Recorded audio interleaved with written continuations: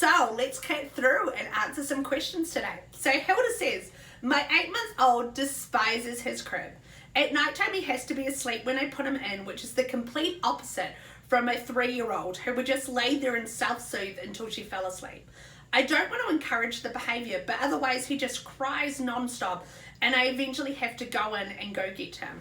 So isn't it interesting how we have 2 children and they can be the polar opposite, a really good sleeper and this one's obviously got a different temperament.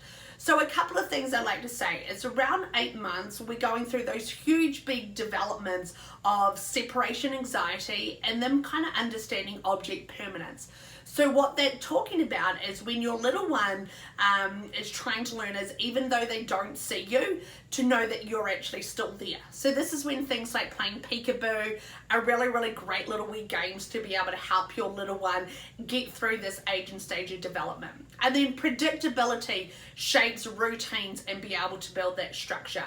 The more that you can start to do and kind of come up with a routine for naps and for nighttime sleep will really help your little one start to put the pieces together of, hey, when this happens, it's time to go down for sleep. I feel safe.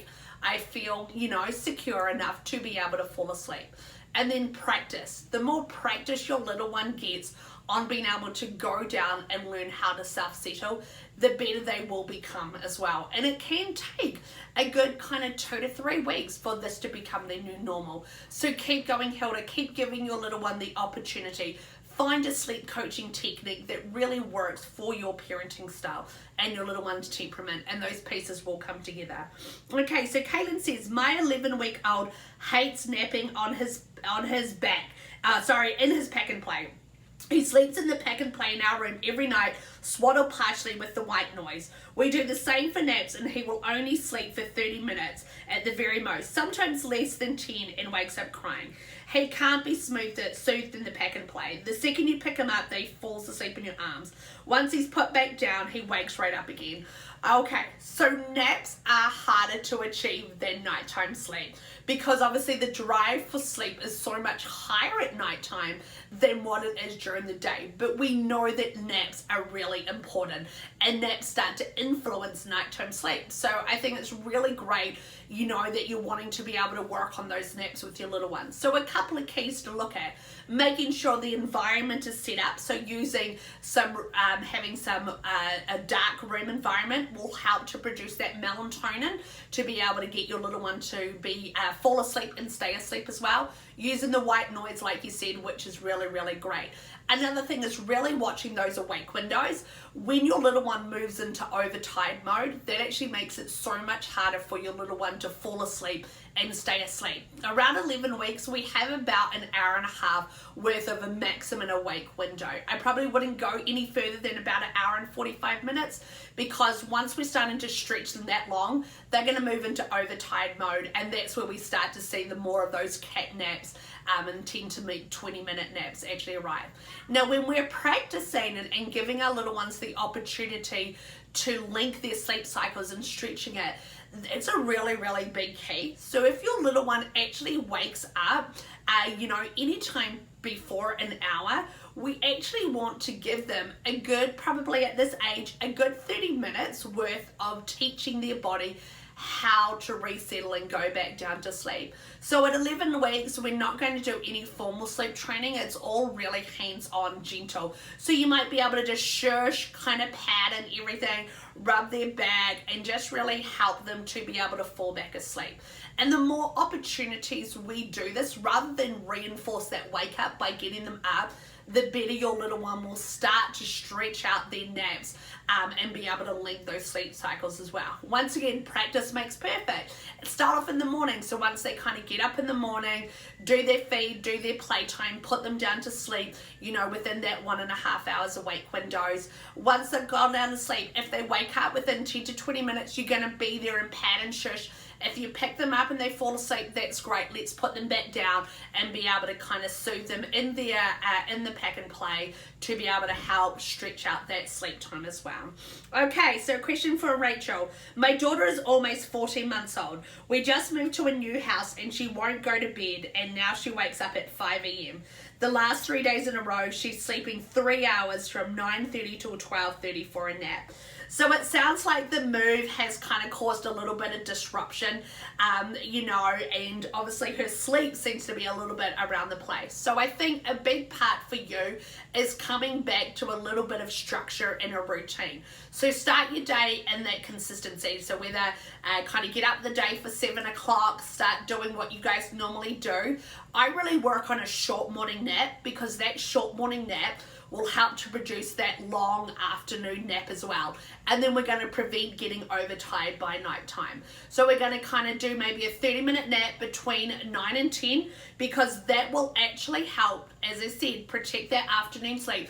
But it actually won't reinforce that early morning waking, because at the moment what's happened is, because she's waking up early at 5 a.m, it's almost like that 3-hour nap from 9:30 till 12:30 is actually an extension of her nighttime sleep, because her nighttime sleep has been cut short.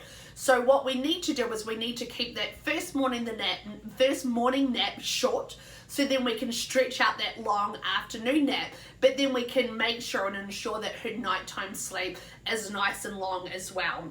So then a big part is coming back to doing your routine, have that predictability in amongst your, and that structure in amongst your pre-nap and pre-bedtime routine as well. Be really, really consistent. So when she wakes, kind of choose a sleep coaching technique that suits you and your family, and be consistent, and make sure that when she wakes at 5 a.m, you're stretching her out and not getting out of her crib until a good 6:30, 7 a.m, because we want to make sure we give her the opportunity to go back to sleep, rather than reinforce her body and her circadian rhythm for waking up at 5 a.m. in the morning. So that's definitely really, really important. Okay, and Jenna says, my girl is 10 months old. She's on 2 naps a day, which is great.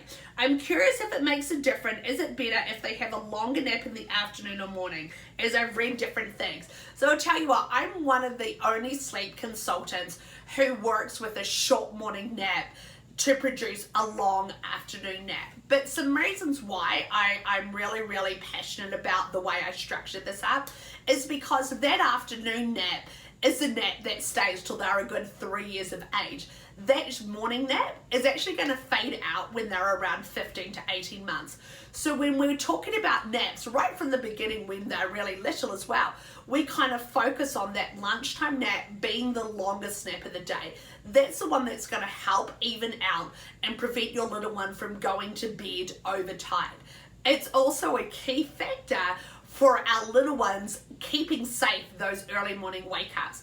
Because if you imagine if your little one slept a really good 11 to 12 hours overnight, then they're up for a couple of hours, and then we're trying to get them to go down to sleep for a good kind of 1, 2, 3 hours in the morning, their body's saying, actually, I'm not tired enough to go down and nap that long. That drive for sleep is not long enough, it's not high enough for the body to produce a really long nap in the morning. So what happens is we start to see those early morning wakings creep earlier and earlier and earlier as well. So for me, it's really, really important. There's those couple of factors that we work on to be able to help little one keep that nap nice and short. And around 10 months, sometimes they might only need a 20, 30-minute power nap.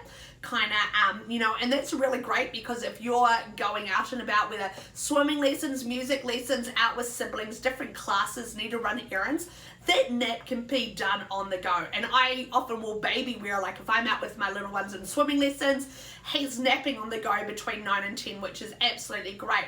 We're going to come home, we're going to have lunch, do what we need to do, but then we all go down for the afternoon, and I know from like 12:30 till 2:30, my little one's nap is going to be nice, kept safe and secure, so then they're going to be able to get through kind of dinner time and their bedtime routine and go down to sleep without getting overtired.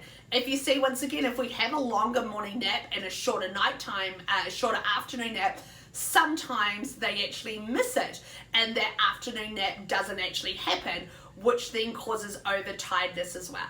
So when I'm working with families, and when you're thinking about kind of your schedule, it's not just about today. We're wanting to make those transitions in when we're dropping those naps later on as easy and as seamless as possible. And that's what I do, is be able to help set families up for success. Okay, so I hope that really helps give you guys some really great directions. Thank you so much for your questions, and I will talk to you guys later.